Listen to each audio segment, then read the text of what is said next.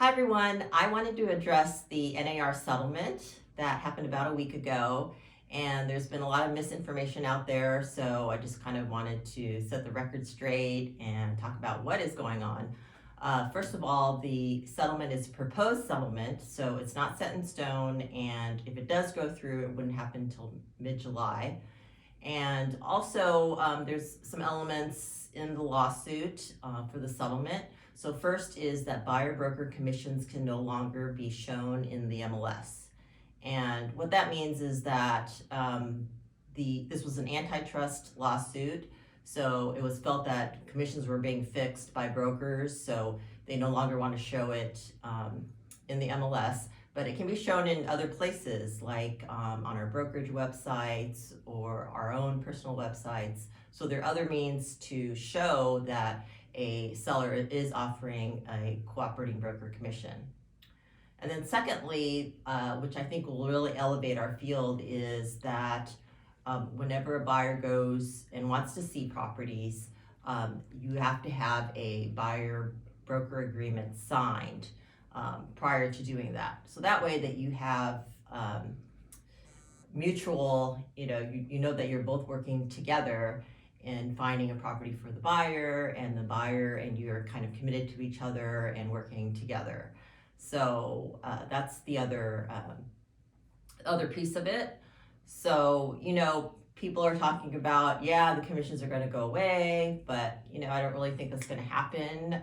There's still really a need for professional representation, especially in a very complex financial transaction that doesn't happen every day. So if you, in the perfect world, if you had a perfect escrow, you wouldn't have title issues, which could be like liens or encroachment issues.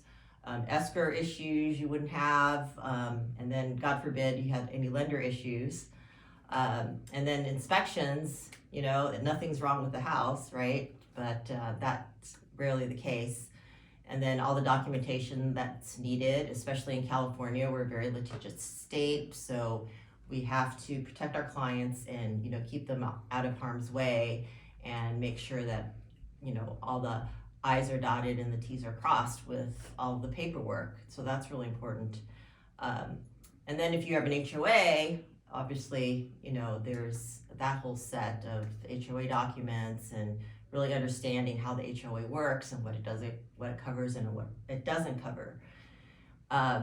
So I think especially for buyers, they really need an agent, besides just looking online for a property. There's a lot of non-Googleable things that about the neighborhood that you might not know about, but an agent would know because of their years of experience, and then they have a fiduciary duty to you to put your best interests forward, and they negotiate on your behalf. They have access to a wide range of service providers that you may need during your transaction, and then they're there with you every step of the way because it's super stressful. And I think an agent being there just helping you throughout the whole process really alleviates a lot of the pressure and stress that can happen. So anyway, that's what I just wanted to tell you about, and if you have any questions, just feel free to DM me or